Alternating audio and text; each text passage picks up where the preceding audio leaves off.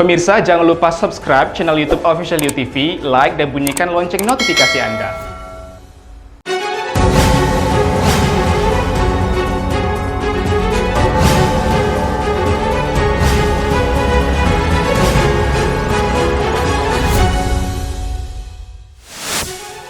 Jaksa Komisi Pemberantasan Korupsi menuntut mantan Wakil Ketua DPR RI Aziz Syamsuddin 4 tahun 2 bulan penjara dalam perkara dugaan korupsi suap. KNKT menemukan sejumlah pelanggaran kecelakaan maut truk tronton di Balikpapan beberapa waktu lalu. Tenggelamnya kapal pengangkut PMI ilegal menjadi mimpi buruk bagi 2 korban asal Indonesia. Halo pemirsa, kita berjumpa dalam program UNews. Program ini memberikan informasi bermakna kepada Anda mengenai sejumlah peristiwa menarik di tanah air. Bersama saya, Yulia Dwi Tari, dan inilah UNews lengkapnya. Mantan Wakil Ketua DPR RI Aziz Syamsuddin dituntut 4 tahun 2 bulan penjara dalam perkara dugaan korupsi suap kepada penyidik KPK Stepanus Robin Patuju terkait pengurusan perkara di KPK.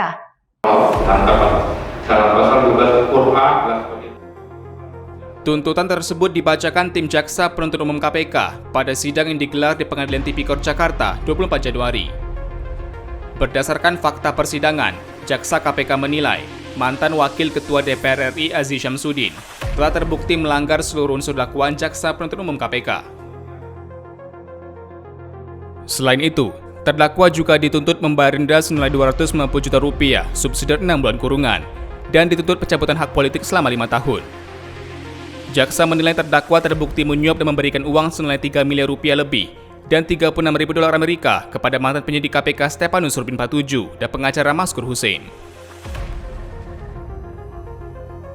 Menurut Jaksa, pemberian terkait meminta bantuan penyidik KPK untuk menghentikan penyelidikan kasus dana alokasi khusus DAK Lampung Tengah yang tengah dimulai sejak 2019 lalu.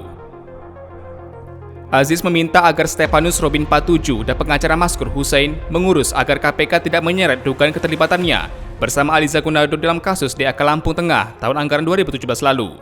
Menjatuhkan pidana terhadap terdakwa Muhammad Aziz Syamsuddin dengan pidana penjara selama 4 tahun dan 2 bulan serta pidana denda sejumlah Rp250 juta subsidi 6 bulan kurungan. 3. Menjatuhkan pidana tambahan kepada terdakwa berupa pencabutan hak dipilih dalam pemilihan jabatan publik atau politis selama 5 tahun terhitung sejak terdakwa selesai menjalani pidana pokoknya. Atas tuntutan yang diajukan Jaksa KPK, Aziz beserta tim penasihat hukumnya akan mengajukan nota pembelaan pledoi pada sidang pekan berikutnya, 31 Januari 2022. Dari Jakarta, Denny Hardimansyah, UTV mengabarkan.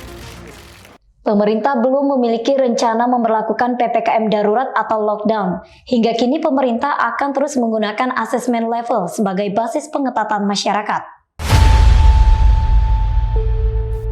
Menko Maritim dan Investasi Luhut Binsar Panjaitan usai rapat terbatas dengan Presiden secara virtual Senin 24 Januari menegaskan, pemerintah akan terus menggunakan, mengetatkan, memasifkan penggunaan aplikasi Peduli Lindungi dalam menghadapi virus corona varian Omikron. Prioritas lain adalah mempercepat vaksinasi, baik vaksin umum maupun vaksin penguat bagi masyarakat. Luhut mengatakan, meski kasus meningkat, pemerintah tetap dalam kendali penuh menghadapi Omikron. Peningkatan kasus relatif terkendali. Jumlah kasus aktif Omikron masih lebih rendah jika dibandingkan puncak varian Delta. Dalam 1 minggu terakhir, kasus harian di Jawa dan Bali terus meningkat yang didominasi transmisi lokal. Sementara, kasus yang disebabkan pelaku perjalanan luar negeri menurun. Tegaskan kembali bahwa pemerintah memastikan sistem kesehatan hari ini sudah cukup siap, saya ulangi cukup siap dalam menghadapi Omikron ini. Namun langkah-langkah bijak bagi masyarakat yang mentaati protokol kesehatan dan mengikuti anjuran pemerintah untuk melakukan merupakan faktor utama dalam mencegah keparahan. Mengingat gejala Omikron yang ringan dan sulit dibedakan dengan flu dan demam biasa, Luhut mengimbau masyarakat segera melakukan tes bila merasa gejala. Jika merasakan gejala apapun, masyarakat sebaiknya isolasi mandiri. Data terakhir kematian yang disebabkan virus corona varian Omikron sebanyak 2 orang per Sabtu 22 Januari 2022. Dari Jakarta, Kantor Berita Antara, UTV mengabarkan. Tenggelamnya kapal pekerja migran Indonesia PMI ilegal dari Indonesia ke Malaysia menjadi mimpi buruk bagi Anita dan Fatmawati, dua warga Kampung Bugis, Kota Tanjung Pinang, Kepulauan Riau. Dalam peristiwa itu, Anita meregang nyawa, sedangkan Fatmawati berhasil selamat dan langsung diamankan pihak berwajib.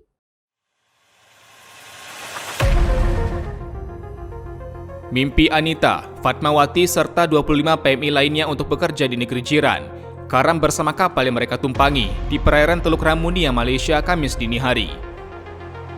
Anita tewas, sedangkan Fatmawati selamat dan langsung diamankan oleh pihak berwajib.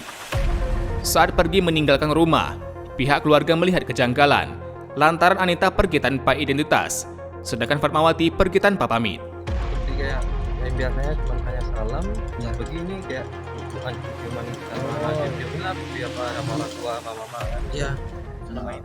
Nggak pernah, paling salam ya sekedar salam. Terus ada juga aja pesan sama kakaknya, dia bilang kan ada rencana sholat lawan ada acara lah di bulan 3 untuk adik gitu. Jadi buat baju dia bilang nanti kalau baju selesai dia bilang jangan kasih orang lain pakai, ya maksudnya gitu aja sih. Dari rumah pamitnya maghrib. Maghrib. Nah, ibu telepon kan? Iya. Kau di mana nih? Di Pelantar 2. Iya. Nah, dibilang gitu kan. Oh, tapi dia dari rumah tuh nggak ada bilang apa-apa atau udah jalan keluar aja baru Udah dikabarin? jalan keluar di Pelantar 2 baru dia. Jadi dia keluar rumah tuh nggak ada bilang apa-apa. Tak ada bilang apa-apa. Baik. Rasa ibu aneh, dia tak mau nengok muka ibu. Oh gitu. Tak mau dia nengok muka ibu. Pas kejadian itu kita dapat kabarnya gimana? Itulah dapat kabarnya, itulah anak ibu tengok di berita itu. Sebelumnya, Anita dan Fatmawati sering keluar masuk Malaysia sebagai PMI jalur resmi. Namun keberangkatan perdana melalui jalur ilegal justru menjadi bencana bagi kedua warga Tanjung Pinang itu. Paling tiga berangkat lagi karena memang dia jalurnya terang, memang lewat dari sini ke Batam, dari Batam baru ke Malaysia. Memang jalur itu COVID-nya resmi karena permit. Nah, karena itu di saat itu berangkat ini kan kami nggak tahu pas setelah kejadian kami berusaha rupanya permit apa semua KTP semua paspor itu tertinggal di rumahnya di kamar.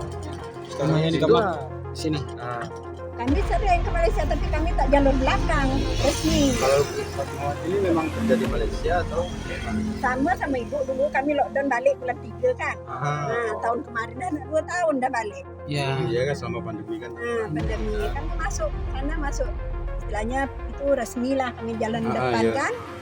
Kabar tenggelamnya kapal yang ditumpangi Anita dan Fatmawati diterima melalui pemberitaan di media Kamis pagi. Foto pada berita itu memperlihatkan Fatmawati berhasil selamat dan sedang duduk, seraya menundukkan kepala. Sedangkan Anita terlihat terbaring tak bernyawa menggunakan baju yang ia kenakan saat meninggalkan rumah. Kini Fandi beserta keluarga masih menunggu kedatangan jenazah Anita untuk disemayamkan. Sementara Mardiah berharap adiknya Fatmawati bisa kembali ke tanah air dengan selamat. Dari Tanjung Pinang, Kepulauan Riau, Muhammad Khairuddin, UTV mengabarkan. Menteri Koordinator Bidang Maritim dan Investasi Menko Marves, Luhut Binsar Panjaitan meninjau rencana pembangunan pelabuhan bongkar muat di Tanjung Pinggir, Sekupang, Batam, Kepulauan Riau, Senin pagi. Proyek pembangunan pelabuhan di atas lahan seluas 302 hektar ini rencananya dimulai pertengahan tahun ini. Pelabuhan yang akan dilengkapi sistem digital tersebut nantinya digunakan untuk mendukung bongkar muat logistik agar lebih efisien dan ekonomis, sehingga biaya pengiriman logistik dari Indonesia ke luar negeri dapat ditekan. Pembangunan pelabuhan bongkar muat melibatkan pihak swasta dalam investasi berkelanjutan menggunakan konsep National Logistic Ecosystem. Dengan begitu, pelabuhan-pelabuhan di Indonesia akan terintegrasi satu dengan lainnya, sehingga akan mempermudah pengawasan dan pengelolaan. National Logistic Ecosystem ini kita kan sudah mulai tadinya di mana? Di Batam setahun yang lalu. Tepatnya tahun 2019 ya. 2020 awal ya. Maret. Jadi sekarang sudah 2022. Nah, ini kita ingin semua 10 pelabuhan ini kita integrasikan. Nah, salah satu dengan Pak Budi juga di Batam ini kita akan bikin nanti cuma ada 2 pelabuhan. Menko Luhut dalam kunjungan kerjanya mengatakan, pemerintah akan membangun pelabuhan bongkar muat modern di 2 lokasi di Batam. Dari Batam, Kepulauan Riau, Panca Nugraha, UTV mengabarkan. Komite Nasional Kecelakaan Transportasi KNKT menemukan sejumlah pelanggaran pada kondisi truk tronton yang mengakibatkan kecelakaan maut di Balikpapan beberapa waktu lalu. KNKT menemukan rangka truk telah dimodifikasi sehingga lebarnya bertambah 20 cm.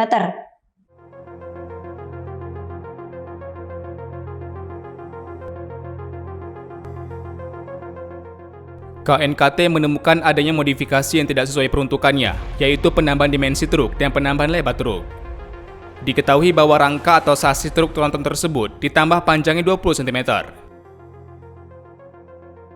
Selain itu, truk menggunakan sistem rem air over hidrolik atau sistem rem dengan penggunaan angin dan minyak rem sekaligus. Belum dipastikan apakah penambahan panjang dan sumber roda ini mempengaruhi sistem pengereman. KNKT menyebut, pada saat truk tronton melaju di turunan simpang Muara Rapak, kompresor tidak lagi memiliki tekanan angin yang cukup, sehingga rem tidak bisa menghentikan roda.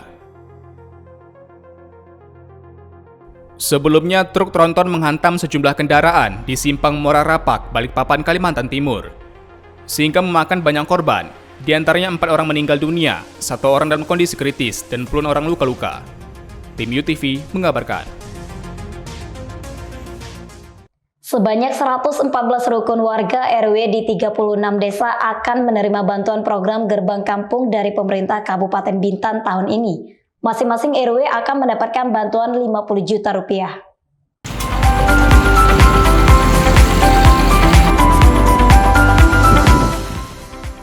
Pemerintah Kabupaten Bintan melalui Dinas Pemberdayaan Masyarakat Desa (DPMD) telah menganggarkan sekitar 5,7 miliar rupiah untuk menjalankan program Gerbang Kampung tahun 2022. Program ini diterapkan di 36 desa, terdiri dari 114 rukun warga. Selanjutnya pemerintah akan memberikan program wajib dan program pilihan di setiap rukun warga di 36 desa. Program wajib bertujuan agar setiap warga bergotong royong dalam menata dan memperbaiki infrastruktur, serta fasilitas di lingkungan permukimannya.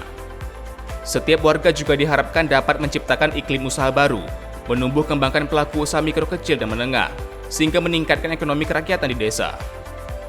Ada namanya program wajib dan program pilihan.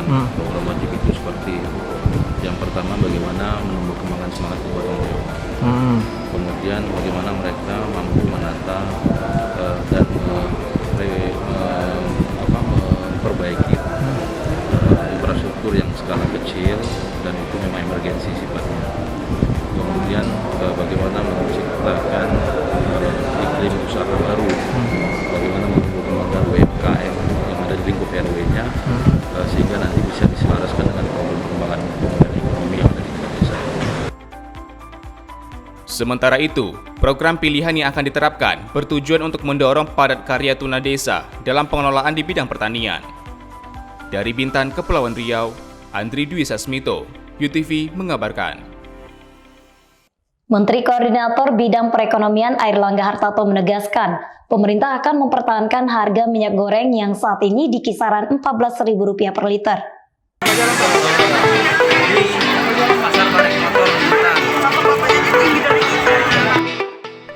Pernyataan terkait harga minyak goreng tersebut disampaikan Airlangga Hartarto saat meninjau operasi di Pasar Barek Motor Kijang, Bintan, Kepulauan Riau, Senin 24 Januari. Airlangga menyatakan, penjualan minyak goreng di operasi Pasar Bintan tersebut telah sesuai harga yang diluncurkan pemerintah, pada kisaran Rp14.000 per liter. Saat mengunjungi operasi pasar, Airlangga didampingi Gubernur Kepri Ansar Ahmad dan Pelaksana Tugas Bupati Bintan Robi Kurniawan. Selain mengecek harga minyak goreng tersebut, Menko Perekonomian juga mengecek harga bahan pokok lainnya. Minyak goreng dan untuk melihat berapa sebetulnya harga minyak goreng yang sudah diluncurkan pemerintah dengan harga Rp14.000 dan ternyata baik di operasi pasar maupun di pasar basah itu seluruhnya di harga Rp14.000. Jadi secara bertahap masyarakat bisa menerima di harga Rp14.000. Sekian. Harganya Rp14.000 ini diberlakukan, sudah ada harga eceran tertinggi di Rp14.000. Jadi ini akan terus dipertahankan. Masyarakat Bintan khususnya Kecamatan Bintan Timur menyambut baik operasi pasar tersebut karena harganya terbilang murah. Mendukung ya. Oh gitu. Kalau sekarang berapa harganya ini? Kalau di luar yang nomor 3 ini 52, 52. Kalau di sini? Di sini 48. Oh gitu. Jadi apa nih harapannya Ibu? Harapannya ibaratnya netral lah, karena untuk kita kehidupan kita sekarang kan, apalagi dampak COVID itu sangat luar biasa berefek ke kita, apalagi kan kehidupan kita ini butuh untuk kehidupan sehari-hari. Ini sangat saya suka sekali seperti ini. Dari Bintan, Kepulauan Riau, Andri Dwi Sasmito, UTV mengabarkan. Seniman asal Mesir Fadi Francis mendedikasikan diri untuk proyek patung miniatur 100 tokoh berpengaruh dunia sepanjang 3 tahun terakhir. Ia berharap dapat memamerkannya dalam pameran-pameran di Mesir dan luar negeri pada tahun ini. Di antara patung-patung miniatur itu, terdapat mumi Raja Ramses II dari zaman Mesir kuno yang terbaring di sebuah peti mati kecil. Patung setengah badan filsuf asal Cina Konfusius, dan setengah badan penulis asal Mesir Taha Hussein. دايما بشوف ان الفنون بيوحد البشر يعني مهما اختلفت الثقافات او الاماكن لكن الفنون. Francis mulai belajar melukis sejak kecil dan terinspirasi oleh benda-benda antik artistik Mesir kuno di Provinsi Luxor yang kaya dengan momentum tempat dirinya dilahirkan dan dibesarkan. 3 tahun lalu, minatnya beralih ke seni pahat. Saat ini dia menggunakan clay polymer sebagai bahan utama patung-patungnya yang tinggi bervariasi antara 8 hingga 18 cm. Membentuknya dengan alat pahat sederhana, seperti tusuk gigi dan jarum, serta menggunakan kaca pembesar untuk dapat mengukir detail terkecil. Meski tahun pertama pandemi COVID-19 membawa kesulitan bagi dunia, Francis memanfaatkan karantina wilayah global sebagai peluang untuk meningkatkan keterampilan memahatnya dan berhasil menyelesaikan 60 patung miniatur pada 2020. Dari Kairo, Mesir, Kantor Berita Antara, UTV mengabarkan. Menteri Perhubungan Republik Indonesia Budi Karya Sumadi menilai lokasi pembangunan pelabuhan logistik di daerah Sekupang, Batam, Kepulauan Riau sangat strategis. Menteri Perhubungan Menhub Budi Karya Sumadi memastikan lokasi pembangunan pelabuhan logistik baru di Batam sangat strategis untuk mendukung pengiriman logistik dari Indonesia ke Asia, Eropa, dan Amerika. Lokasi pembangunan pelabuhan tersebut terbilang strategis, lantaran berhadapan langsung dengan negara tetangga, Singapura dan Malaysia. Manfaat dari rencana pembangunan ini nantinya akan dapat dirasakan masyarakat sekitar. Direncanakan tahap pembangunan akan dapat menyerap banyak tenaga kerja dan membuka lapangan pekerjaan baru. Menhub mengatakan, pembangunan akan melibatkan pihak swasta dengan pemerintah sebagai regulasi. Rencananya, pelabuhan akan beroperasi tahun 2024 mendatang. Pihaknya juga memastikan tahapan proses pembangunan masih terus berjalan, hingga pengerjaan pembangunan fisik pelabuhan tersebut dilakukan dalam waktu dekat. Dan tempat ini strategis, kita tahu berhadapan-hadapan dengan satu pelabuhan yang besar. Sesuai dengan arahan Pak Menko tadi, kita buat skema daripada pembangunan ini lebih governance, tapi memberikan kesempatan swasta selebar-lebarnya.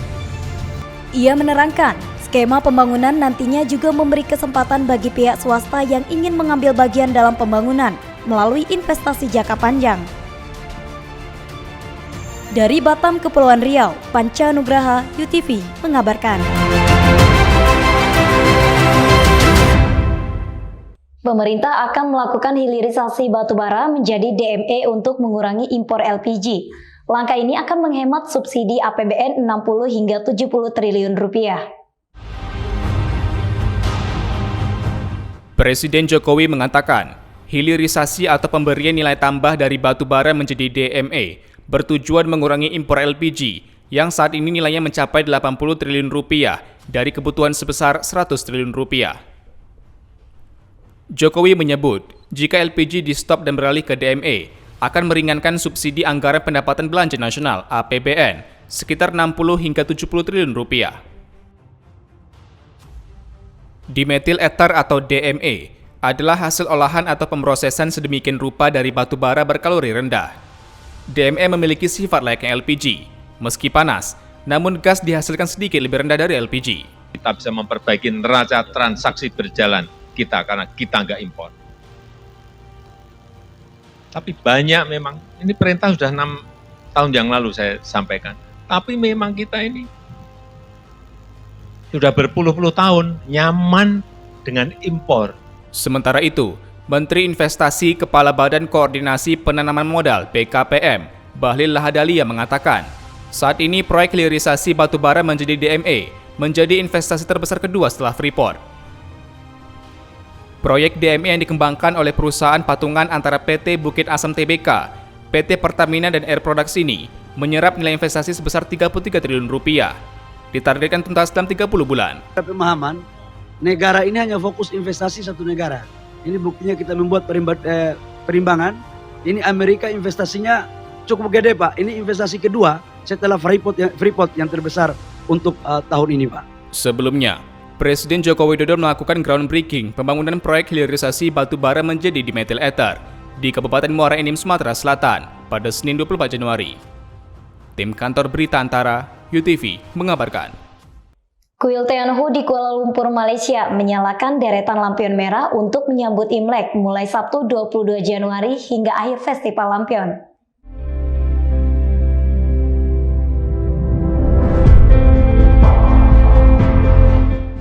Sebanyak 6.000 lampion merah akan dinyalakan di kuil unik ini setiap hari mulai pukul 19 untuk mengisi suasana dengan kegembiraan Tahun Baru Cina atau Imlek. Pihak penyelenggara menegaskan, demi mencegah penyebaran COVID-19, masyarakat harus mengikuti prosedur operasi standar tentang pembatasan penularan untuk menikmati Imlek yang aman dan sehat.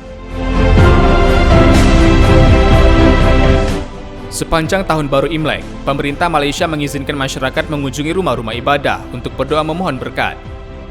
Namun pemerintah mengingatkan agar masyarakat mematuhi prosedur guna mencegah penyebaran virus COVID-19 saat merayakan festival tersebut. Dari Kuala Lumpur, Malaysia, Kantor Berita Antara, UTV mengabarkan. Terima kasih telah menyaksikan informasi yang telah kami sajikan. Tetap saksikan ini selanjutnya. Salam sehat, sampai jumpa.